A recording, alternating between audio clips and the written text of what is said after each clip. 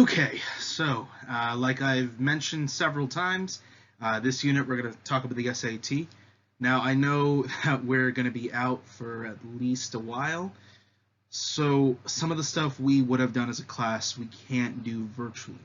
I will do my best though to make the correct modifications that we need to in order for this to still work. So let's get started. Now, I'm saying do now on the slide. Obviously, I can't force you to do do now, so I'm just going to go through this with you as we do the video. Some of you may or may not have already taken the SAT or the PSAT. In fact, I think all of you have taken the PSAT. For those of you who've taken it, I'm willing to bet that you weren't a huge fan.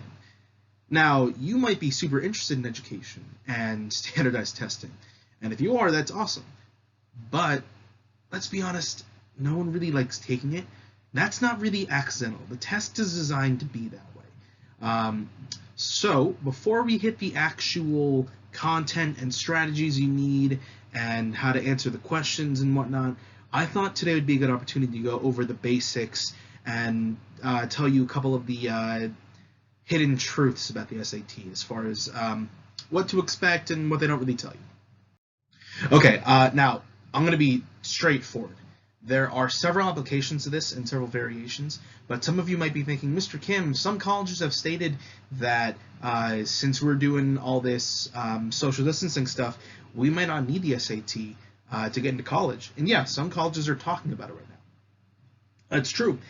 That being said, there are several reasons why you still want to know these things and have this in the back of your head. First, well, obviously, we're not doing state testing this year. I don't think any of you are taking the ASVAB again, and I don't really know how we would see us doing Linkit within the 2 months we have left.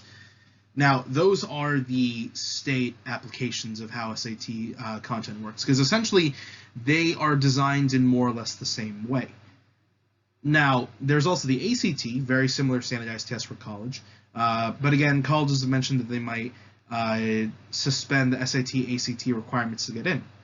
And if so, that's great. I honestly hope that you guys don't have to take it. It's not a fun test.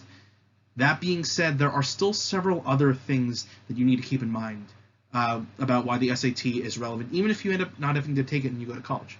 So, a lot of colleges have entrance and placement exams, and they're exactly what they sound like. When you go to some colleges, you might have to sit down for certain subjects, and you might have to take a test, and depending on the test that you take, it generally says, all right, in terms of English, they need to start in this class.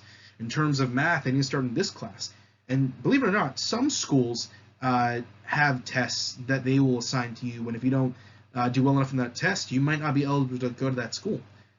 I don't know too many that do this. I really hope you don't experience this on your end, but honestly, considering that we're suspending so many things right now through social distancing, we're really in uncharted territories. I'm not sure what's going to happen. Now, for those of you who are seeking to go to college and pursue advanced careers like medicine or higher education or science or law, this part is really, really important. Now, different fields and different jobs have their own tests that you need to take. For example, for teachers, there's the Praxis test. For lawyers, there's the LSAT, and so on and so forth.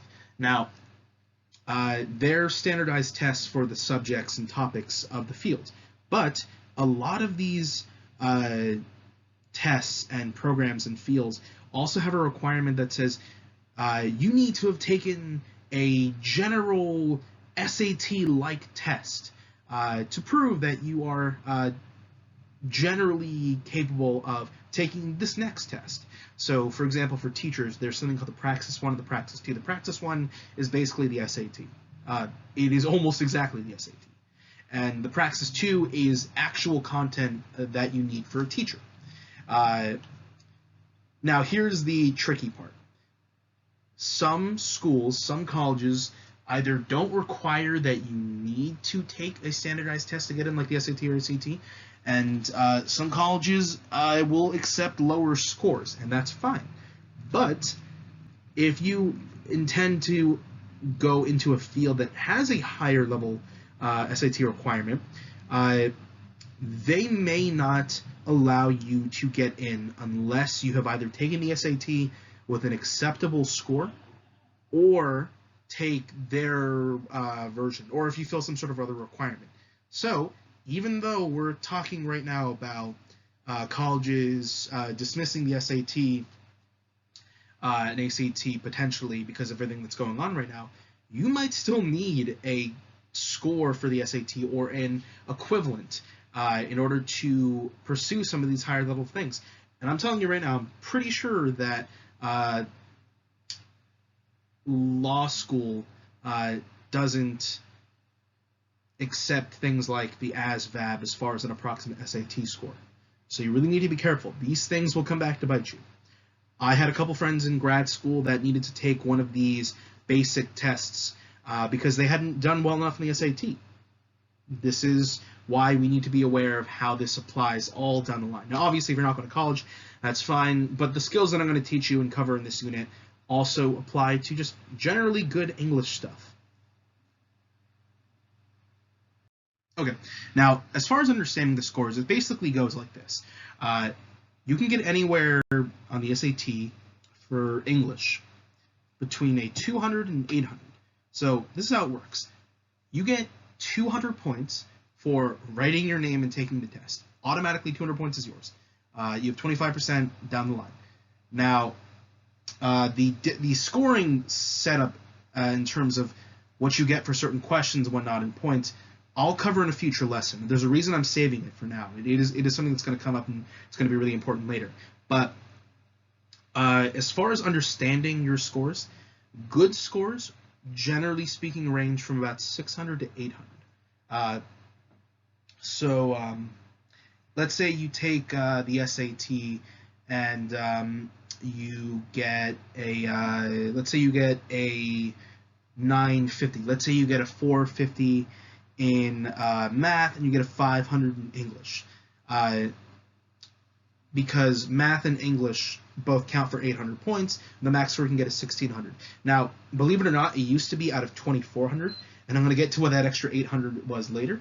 But, again, generally speaking, good scores range from about 600 to 800.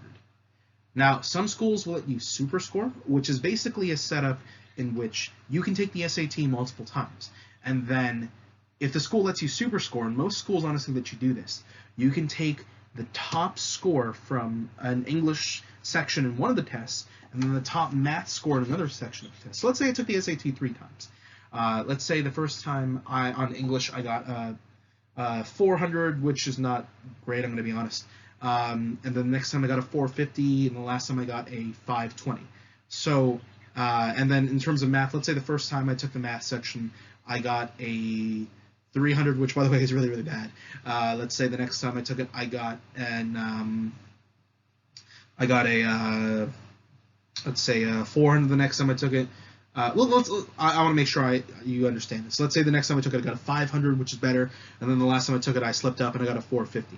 So the way this works is I could take the 520 from the third time I took the test from the English section, and then I could take the second math one I got, which is 500, and I could put them together. So my best English and math score counts as one individual SAT score. This is really helpful if you're planning to get into a certain college that has a certain SAT requirement and you're having trouble hitting it in one of the two sections. You can take the test multiple times and try to get the best composite score you can. Now, this is the part that I was referring to before. When the test used to count out of 2,400 in the sense of 3 SAT sections, it was 1 general English, 1 math, and 1 essay. So yes, the SAT used to require that you write an essay as part of the test. It used to be, it actually, believe it or not, started out as not part of the test, then mandatory, now it's optional. So you don't have to do an essay for the SAT. I strongly recommend you do the essay for the SAT because a lot of schools like to see that you did it, and if you do well, that you tried it.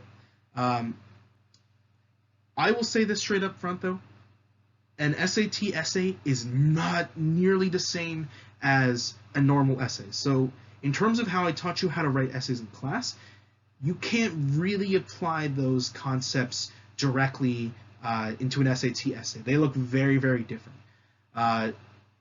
Now, I haven't decided if I'm going to teach you how to write the SAT essay yet, because frankly, some of you guys might not take that option. If you do want to know more about the SAT essay, let me know, and if enough people say yes, either I'll include it in a future lesson, or I'll just reach out to you separately and I'll explain it to you. Also, SATs, depending on whether or not you do well enough, can sometimes be more important than your GPA. I've known people in high school, rather from my high school, that had like a 2.8 GPA, but then they got like a 1200 or 1300 on the SAT, which is a really good score. And that was more important, so they got into the school easily as opposed to just counting their GPA. Okay, now I promised that I wouldn't make these lessons too long, so here is the basic time crunch of the SAT. I'm not going to read this aloud because I'm assuming you can go through it on your own. It's fairly straightforward. I am going to break this down as we hit each different component you need, but if you're curious, you can pause the video right now and just take a look. All right, moving on. Okay, now I hate talking about this next part because it's really bad, but it's also really true. So I will say this before we keep going on. I have taken 19 SAT tests. Now that number sounds really alarming, so I'll explain it. When I was in high school, I took the SAT 4 times, officially, and then I went to a number of SAT prep courses. And between those prep courses, I took previous year versions of the SAT test 15 other times. So I've taken this test almost 20 times. I know what it's about. I know the techniques and tricks for the test. So I'm going to say this straight away. The SAT is not a fair test. And I hate saying that, but it's true. And I think it's better that I'm honest with you now. The SAT is not a fair test. It is literally designed to trick you. Now, that might sound odd, but it makes sense if you think about it. The basic idea is if you want to go to college, you probably need a good SAT score, which means that you need to do really well.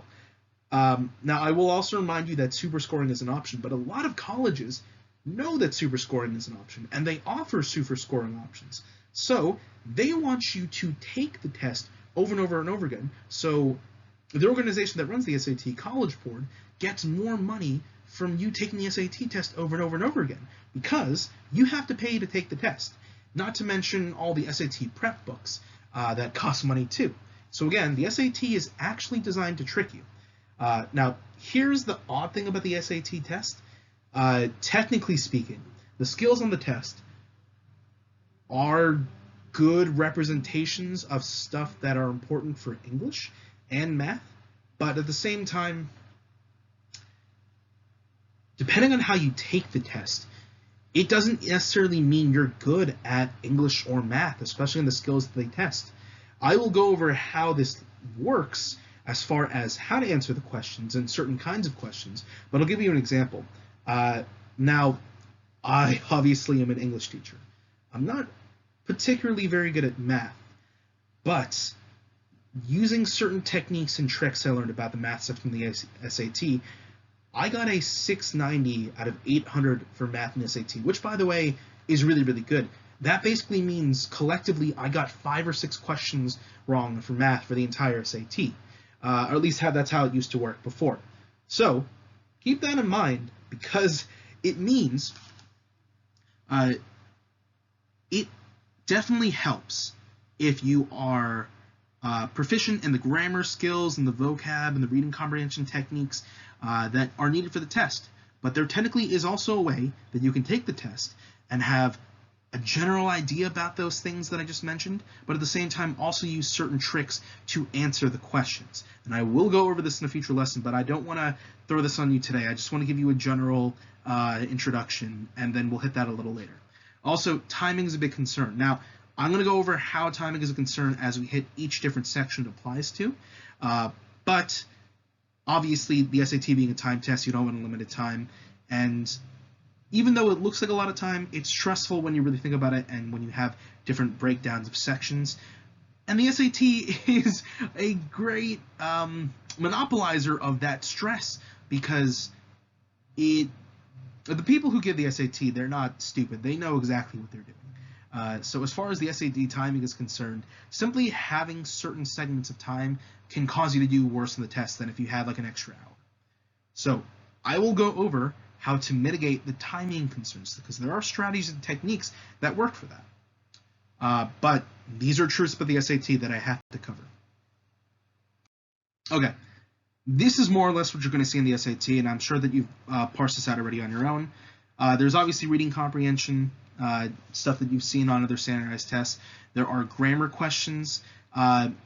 They kind of resemble the ones that I gave you at the end of last marking period, which, by the way, we will go over collectively, but I'm going to wait till we get to the grammar section to go over it, because I had a lot of different ranges in terms of students who were really good in one certain skill but needed help in another skill.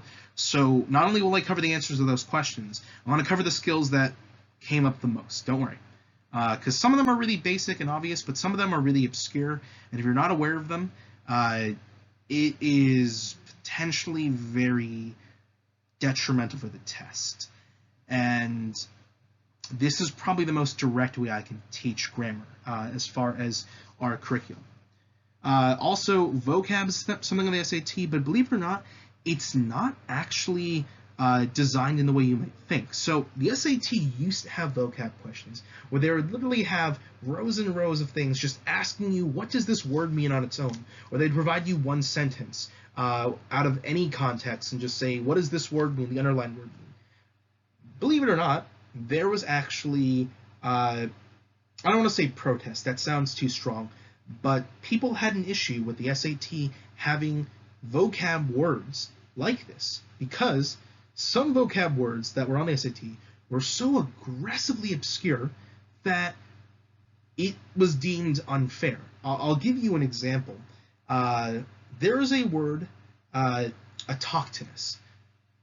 I guarantee you would not know how to spell it. It starts with an A, there's like 3 different T's and a C and an H in there, but I'm pretty sure most of you would not know what the word autochthonous means. That being said, the word autochthonous just means indigenous. It's really just like a fancy way to say you came or originated from somewhere. Now, I have never, ever seen this word used in any book or any reading or any essay. It is a word that exists, but I have never seen it. And the SAT used to have words and questions specifically about words like this. And again, it was deemed unfair. So they don't have questions like that. The words are not going to be that aggressively difficult. That being said, if you're not used to, I'll put it like this. Let's say the words I talked about, like autochthonous, are high-level words.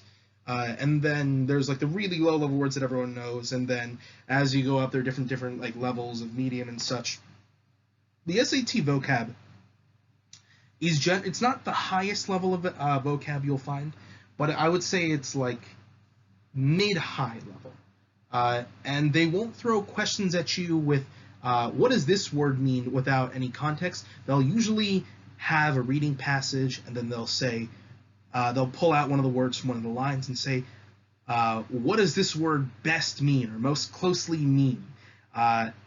So it's vocab, but it's not really vocab. It's more vocab in context, or they'll take out the word and say, pick the best word to put into this context or in this sentence.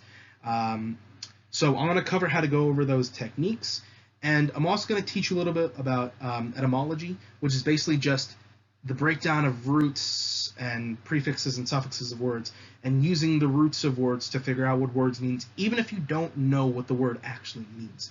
That is very, very helpful. And again, obviously there's an optional essay.